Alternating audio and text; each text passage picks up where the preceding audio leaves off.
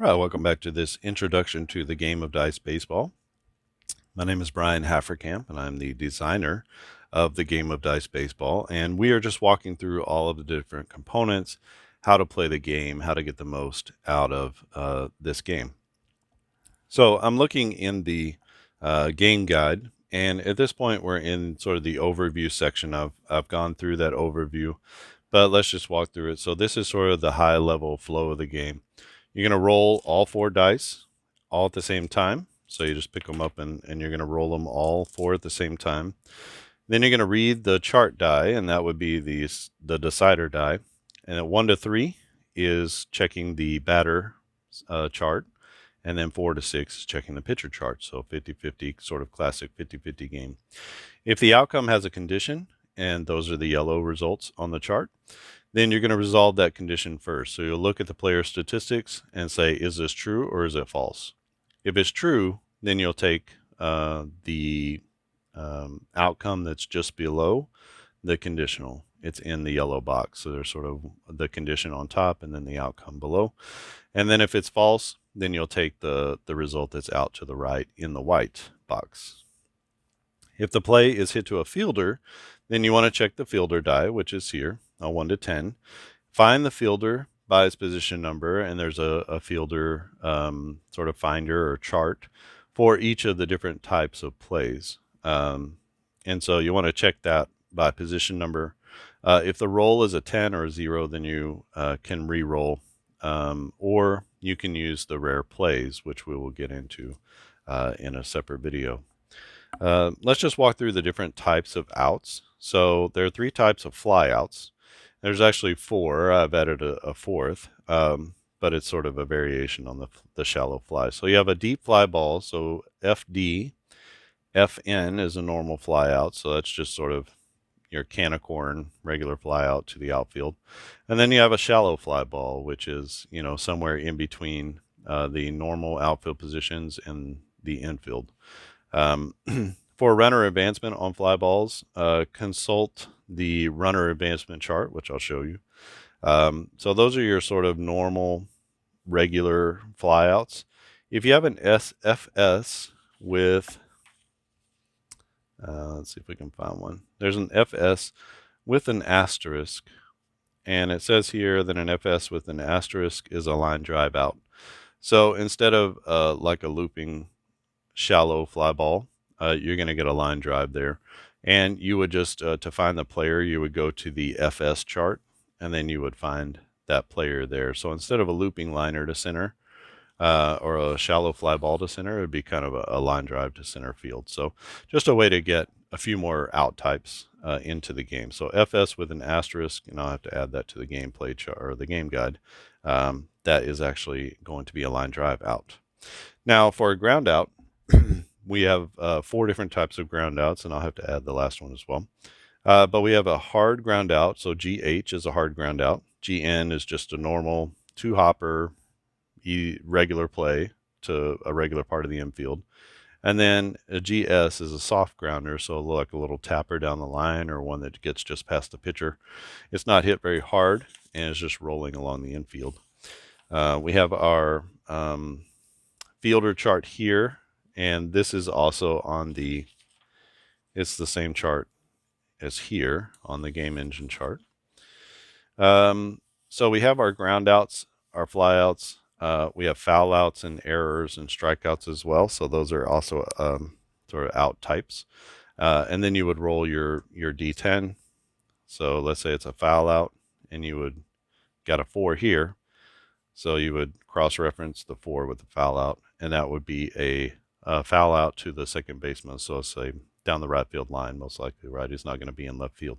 So that's going to be a foul out to the second baseman as he runs into foul territory and makes the play along the first base line. So there's lots of different things here. Obviously, there's no foul outs to the pitcher. Pitcher very rarely, if ever, is going to catch an infield fly. So we have a couple of instances here of pop outs to the catcher, and then we have first, second, third base, shortstop. All of them can make plays into foul territory. Left and right fielders are also going to make plays, and then we have two chances for the third baseman here, as the third baseman is going to make a lot of foul out catches as well. For runner advancement, which I talked about, and I have a chart for this, I'll show you the chart, but this is just sort of in words what should happen with the general runner advancement, like just kind of basic, if you want to think of it that way. For a normal ground ball with a runner on first base, the fielder makes the force out at second base. So you treat it like a fielder's choice if there's a runner at first. So the batter would be safe at first, runner at second would be out. So they didn't turn the double play. And then all the other runners advance. So if it was a, let's say, one out, bases loaded, you're not playing the infield in, you're playing the infield back, then that would be a fielder's choice to second. Runner at second goes to third, runner at third scores, and the batter is safe at first. So that's how you would sort of bring that together. With a runner at third and the infield at normal depth, then the runner at third scores, on the fielder's choice. That's assuming, obviously, right, that there are less than 2 outs. For a ground ball normal with an asterisk, I didn't cover that, but that's going to be an automatic double play. Now that automatic double play also happens on the hard ground out as well, but there's always a ground ball normal that you can get the automatic double play on as also. So when there's an asterisk and the result is a normal ground ball, then there's an automatic double play. So the lead runner and the batter are out on the play. So if you have runners at first and second base, then that's a lead runner out at third, batter out at first. If there's nobody out, then the runner from first will advance to second. So if there's no outs and the runners on base are not forced out, then they will advance one base. Use the GN column on the fielding chart that I showed you before to figure out who the batter or the fielder is. So you'll use this ground ball normal chart, even though it has an asterisk, to figure out who made the who started the double play. For a shallow or soft ground ball, this is a fielder's choice. The only play is to first base, and all the other runners advance. So it's a little tapper. The only play is to first. You've heard that a lot in television broadcasts or radio broadcasts. So the only play is to first base, and then all the other runners are going to advance one base. On a hard ground ball, all hard ground balls are an automatic double play if it's possible. So the double play is turned from second to first if that's possible. So if there's a runner on third with no outs and then the run scores on the double play. That's assuming you're playing the infield back. For fly balls, deep fly balls, runner advancement, the runner on third scores automatically, so it's an automatic sac fly. The runner on second can advance if the ball is hit to center field or right field. So if it's a deep fly ball to left, then that runner is not going to advance, but to center field and right field, the runner would advance to third. The runner on first can advance if the ball is hit deeply to left field. On the normal fly ball, there's no runner advancement. Same thing with a shallow fly ball. You could homebrew some rules here if you wanted to try to have like a play at the plate sort of thing. I don't have a chart for that. For the line drives, these are line drive outs, and you would use the fly ball shallow column to find the fielder who made the play. So FS with an asterisk, you would just use this fly ball shallow to find the player who caught the line drive. If you're worried about doubling up on a line drive, things like that, that would happen on the rare chart. There are some opportunities for that on the rare chart. So if you rolled a 10, and you have the rare play there. So just read through the rare plays and you'll get a sense. You'll be like, oh, well, the game is missing XYZ. It may not be. Check the rare play chart and see if that is actually missing in the game. Let's look at some of the charts and strategies that come with the game right out of the box. So we have bunting plays. We have sack bunts and we have squeeze bunts. So if you want to try to squeeze the runner home, or you want to try to sacrifice the runner to second base or third base or whatever the case may be, then you would roll your D10. Here, that's a 10. If it was a sack bunt, it would be unsuccessful. This is a pop out by the batter, and there's a double play on the lead runner. So it's a pop out, and the runner on base that you're trying to send over to the other base actually gets doubled up. If it were a 4, that would be a successful sacrifice, and the runners would advance one base. Obviously, there's an unsuccessful one where the lead runner is out, but the batter is safe at first, so it didn't work. You basically just switched out players at first base, or players on the base paths. And then one is a strikeout, and then all runners hold. Obviously, that is an unsuccessful bunting play as well. For for squeeze bunts, we have a base hit in here. We have a sacrifice hit so that the runner scores, and it's a fielder's choice back to the pitcher. You can see that the fielder's choice was the pitcher to the catcher. So it's a squeeze play. The pitcher got it, shoveled it to the to the catcher. They couldn't make the tag at home, and so that's going to be scored as a sacrifice hit. The run scores, the runners advance one base, and the fielder's choice was unsuccessful. So the runner's going to be safe at home. So you see that 1-2. There's an error on the throw to first. There's the same play, but they make the out at home. So that's also going to be scored a fielder's choice. The batter's safe at first, and all the runners move up. But the out at home has been made. So, and then there's some, from 5 to 10, you're going to be safe at home with different players making different plays. So pitcher to the first baseman, the third baseman to the first baseman, and then the first baseman to the second baseman covering at first base. So quite a few different situations, and you would just, again, roll a d10. In that situation, you would say, okay, I want to sacrifice. So instead of rolling off of the normal chart with your regular dice, you would just simply roll the d10, and you would see, is the sacrifice successful? Yes, it was. Runners are going to advance one base. You can, on that sort of play, you can use the ground out short to see who made the play, and roll against that if you want to find out, which infielder made the play on the sacrifice bunt. All right. We have an infield in chart. You can see that it's front and back, just one page. But we have multiple situations here. So we have just a runner at third base, runners at first and third, runners at second and third, and then bases loaded is on the back. And then each of these is anytime there's a runner at third, you're most likely going to do this when there's nobody out or one out in the inning. You're not going to play the infield in, or the runner at third and 2 outs, right? So you want to give your fielders every chance that they have. So there's only one thing to do, because there's only one batter or one runner on base. So when there's multiple runners, just needed multiple ways to handle that, whether it's nobody out or 1 out. So you would, if you say, okay, I'm going to play the infield in, and so instead of rolling off the normal chart, you're going to roll off here. And then again, you would roll your d10, and let's say a runner on third with 1 out, and we got our infield in, that's a 7. And this says the runner on third is thrown out at home, the batter's safe at first. So it's a fielder's choice. Again, you can consult the ground ball short.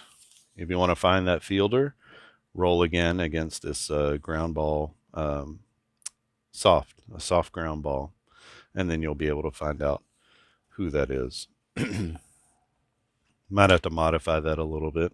There is a catcher instance in there, so maybe you don't want the catcher making the out at home, so you could switch that to the pitcher.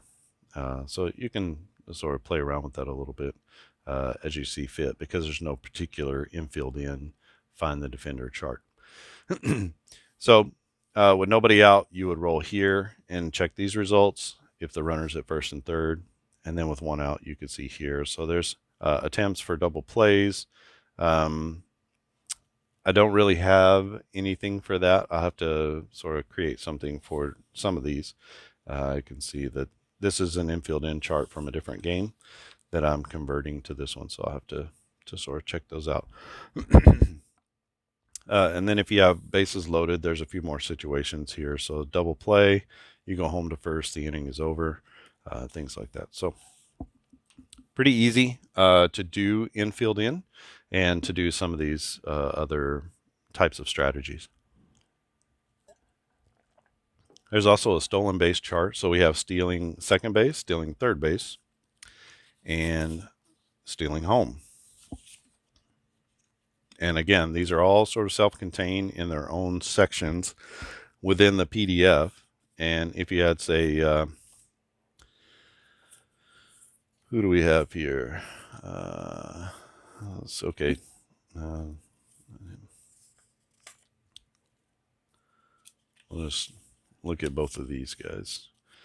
So let's say these are two different players that we have, Dan Driessen for the Cincinnati Reds and Joe Morgan. Joe Morgan, a prolific base stealer, 28 stolen bases out of 34 attempts, gives him an 82% stolen base percentage. And let's say you want to steal second base with Joe Morgan, you would look in the 70+%.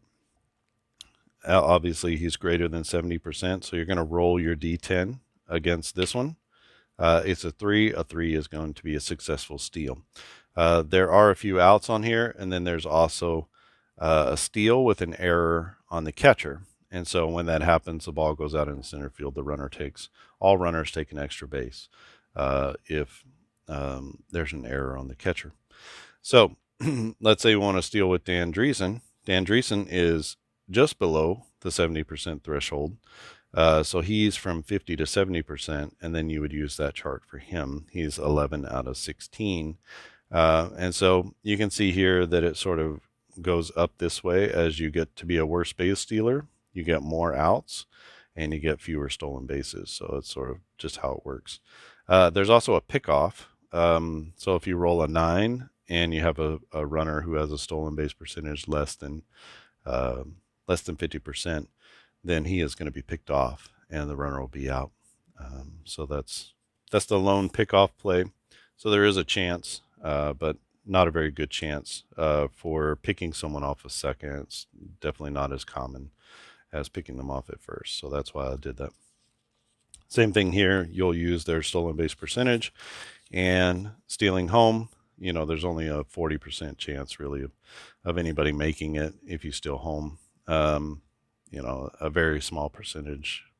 Don't know why you would steal home with a player with less than 50%, but if you wanted to, there is a 20% chance of making it.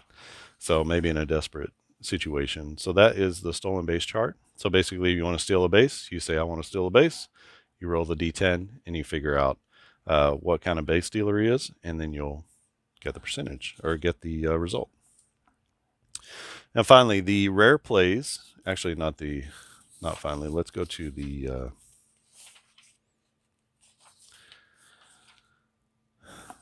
runner advancement.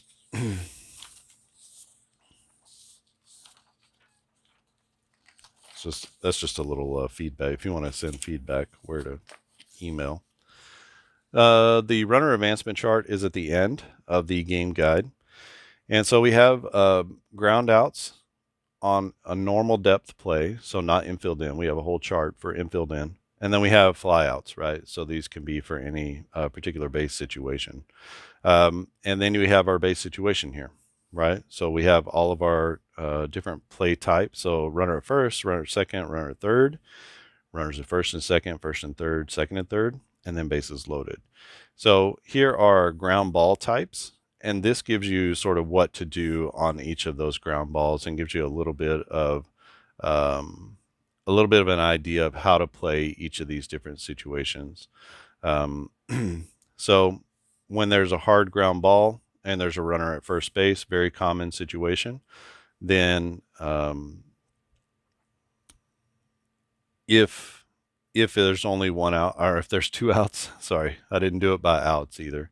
So if there's two outs, it's a fielder's choice out at second. Or if there's a chance for a double play, then you're going to do the double play, right? So you have a runner at first with nobody out.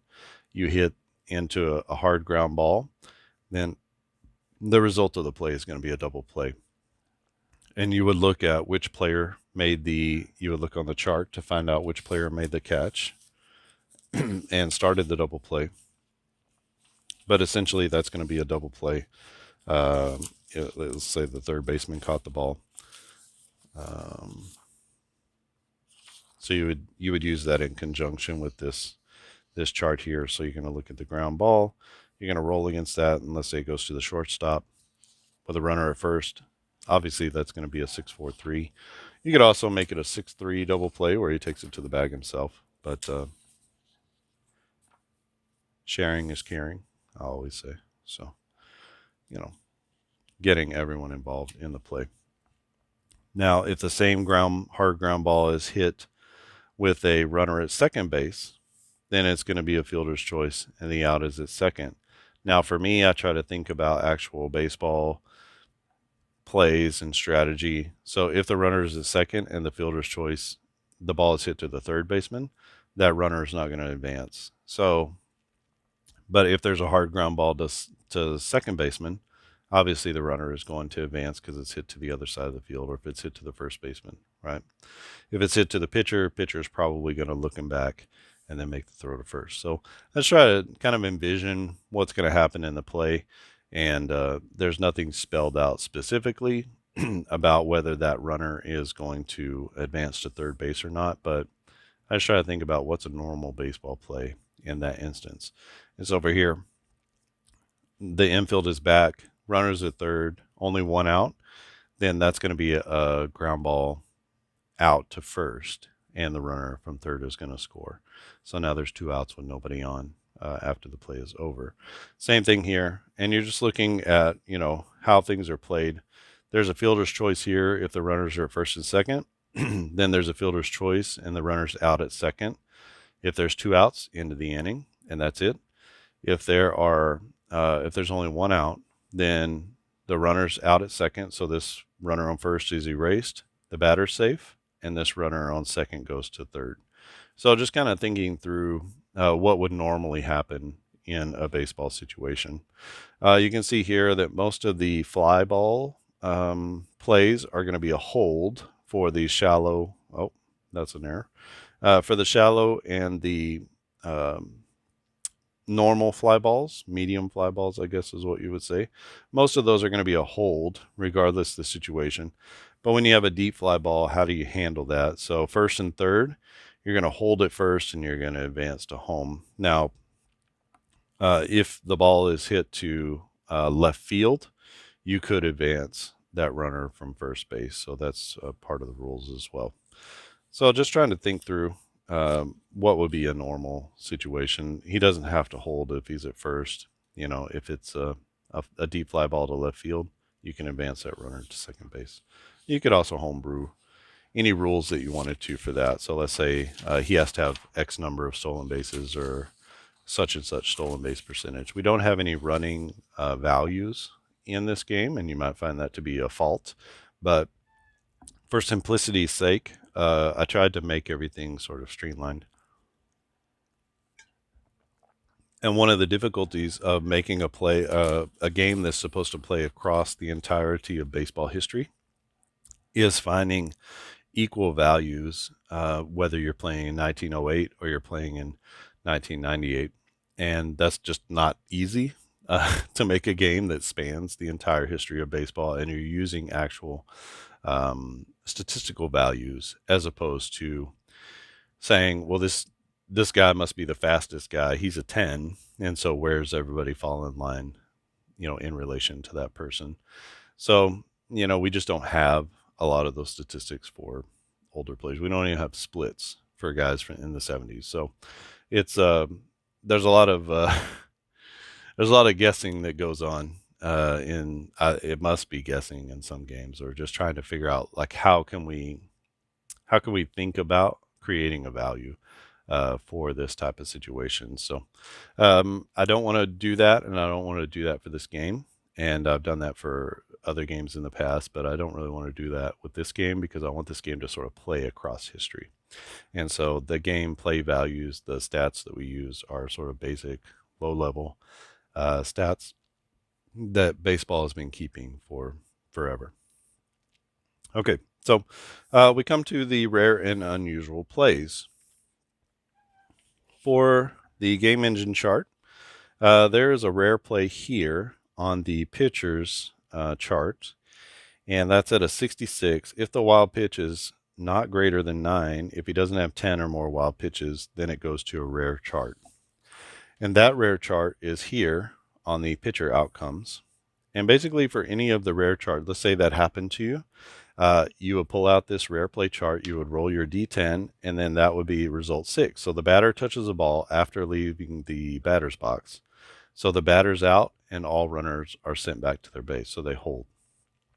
So that would be an out. The batter is out, and everybody goes back to the base where they were. So there are some, that's just a rare play. You rarely see that happen, right? It doesn't happen very much. There's a 2-hour game delay, and then both pitchers have to be replaced. So you can decide whether the game delay was an infestation of mice, or that the lights went out, or that there's a rain delay or a snow delay or something. You can decide what the delay is in your own mind and in your own narrative. But the result is that both pitchers have to be replaced because it was a 2-hour delay. So whoever was in the game before the delay, you replace the pitchers and you begin the game at that place, and continue forward. There are some either or. So here's one hit high and deep to left. It goes over the foul pole. Is it a home run? The umpires confer. And so you need to roll again. And it's a 3, so that would be a home run. 1 to 5 is a home run. 6 to 10 is a foul ball. If it's a foul ball, you just re-roll on the batter chart, or on the chart, the game engine chart. So some fun things in here. Batter, hard hit ball bounces off the pitcher's leg to the third baseman. This happens not all the time, but often enough. The outs recorded 1-5-3. So pitcher to third baseman to first baseman. And then the pitcher's stamina takes a hit. So if this were, let's say, Dennis Martinez with a 30 stamina, now for the rest of the game, you're going to be working off of a 25 stamina. So a little bit less, right? So maybe there's a slight discomfort or injury, that type of thing. There are some injuries in here, mostly on the fly balls. We have ground outs. So for each of the rare plays, or each of the different fielders on the fielding chart, we have, if you hit a 10 for any of these types of outs, then you're going to get to a rare play. And so we have all these charts here. So for a soft ground ball, normal ground ball, hard ground ball, they each have their own rare play chart. So a soft ground ball, and these have to do with like what would happen, kind of a rare play on a soft ground ball. So tapper down the third base line, the third baseman decides to let it roll foul, but it stays fair, right? And so that's going to be an infield single, all runners advance, one base. And then for a normal ground ball, hits off the lip of the infield, it skips past the first baseman into right field for a single, and so that's going to be a single to right. All runners move up one base, right, and he's safe. The batter's foot lands awkwardly at first base. He sprains his ankle. The batter does. The out's recorded on the normal ground ball, but then the batter's out for the rest of the game, so you're going to have to replace that position player. So there are a few injuries here. I don't have a long-term injury chart. Most of the injuries are meant to be for that game, and then the next game he will be in. If you wanted to homebrew your own chart, so let's say in that example where he twists his ankle at first base, then he's out for the rest of the game, and you could roll against that chart, just do a 1 to 10, and then or you could do a huge chart if you can use any of these dice or all of them, and you could create your own homebrew chart for long-term injuries as well.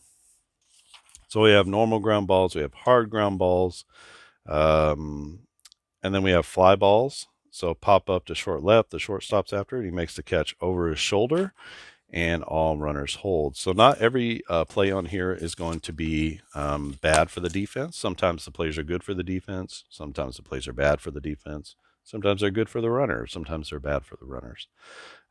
Pop up to short right. Same thing. Second baseman is after it. He catches it over the shoulder. Looping liner to center. The center fielder can't get it. It drops for a hit. And so the batter is safe at first. Everybody moves up one base on the single. We have some regular fly balls. We have deep drives. So a deep drive to right fielder makes the catch and slams into the wall. All the runners hold. Deep fly, he jumps at the wall and misses it. The ball rolls backward toward the infield, and the batter winds up at second base. All runners advance 2 bases. So that's going to be not an error. That's going to be a double. So he's sort of going back to the wall. He makes a leap at the wall. He doesn't get it, bounces off the wall, and rolls back to the infield. And the batter winds up with a double instead of a fly ball out. And all runners are going to advance 2 bases just like the batter. So, just lots of different situations here. I'm not going to spoil any of them for you because they're fun. If you want to homebrew your own rare play charts or bring in another rare play chart from somewhere else, feel free to do that. But these are just simple 1 to 10. You just roll and read the result. We have some for foul outs. So if the ball is hitting the foul ground, there are often sort of strange plays. A check swing pop up, the first baseman dives in foul ground and he has it. The batter's out and all the runners hold. So just some unusual maybe or rare foul outs. There are different sorts of errors that a lot of times are going to be 2 base errors. There's a single with a 2 base error. So there's a little bit of mixture of types of outs that you can get. Types of errors. And then there's also on the strikeouts, if you look here. So we have our strikeout column instead of a swinging or a looking strikeout, we have a rare on these strikeouts. And so maybe some rare plays. A wild pitch on strike 3. The batter's safe at first, so we record the strikeout on the score sheet, but the batter's safe at first and everybody moves up 1 base. So things like that. There's one here, batter gets thrown out. Let's see. He thinks he checked his swing, but the umpire says he went around. The batter is livid and begins shouting at the home plate umpire. The ejects him from the game. So now you need to replace that batter. And then finally on the back is the runner advancement chart. So those are our rare and unusual plays. You'll probably get those. They're literally set up at a 10%. So each of these represents 1 or 10% out of 100. And so it literally sits at a 10% of every play. You have a 10% opportunity for a rare play. So they do come up in the game. And that's why I wanted to make sure that they weren't like totally random rare, like the rarest of rare plays. But there are just some unusual plays, things that you might see 10% of the time in a game. One of the ones that I wanted to go through is here. So there is a chance for a triple play in the game, and this is the only opportunity. So it's a line drive caught by the third baseman. Is it a double play? Then you're going to look to the lead runner. So let's say it was runners in first and second with nobody out. It's a line drive caught by the third baseman that's out number 1. That's a given. Is there a double play? Then you look to the lead runner. The lead runner is at second base. So then you would roll 1 to 8. 1 to 8 is no double play. So that's just a line drive. Everybody gets back safely. A 9 or a 10 is a double play. So that's third base to the second baseman, right? So that's out number 2. So you got a line drive with a double play. And then you can go for the triple play. A 1 to 9 is no triple play. And then if you roll another 10, so let's say you roll 2 10s here, then you wind up with a triple play. And so the odds of that are pretty small because you have to roll to get here. Then you have to roll again, and there's only a 20% chance of getting that double play. And then there's only a 10% chance after that if you get the double play to get the triple play. So it sort of progresses itself down. And there is a shot. There is an opportunity if all the stars align for you to get a triple play. But it's a very small and very rare instance that you would even have the opportunity to make the triple play, much less to complete the triple play. So hopefully that makes some sense to you. Just try to do things that make sense in a baseball game. I try to do things that are normal for a baseball game, and where if you're watching a game on TV, you're like, whoa, wow. And I've never seen that before, although there are a few of those plays in here as well. So if you have a rare play come up, then you'll want to use the rare play charts. If you don't want to play with those rare play charts, then you can always, whenever you roll a 10 on the fielder chart here, if you roll a 10, you can just re-roll to get a fielder play if you don't want to go through all the rare charts, or you don't want to keep those around or something like that. Okay, that is the rare play charts in the game. And trying to think, I don't think I have anything else to show in terms of charts. The next video is going to show a little sample of gameplay, so I'll do maybe a half inning or an inning or something like that of gameplay, just to let you feel the rhythm of the game. And that will be in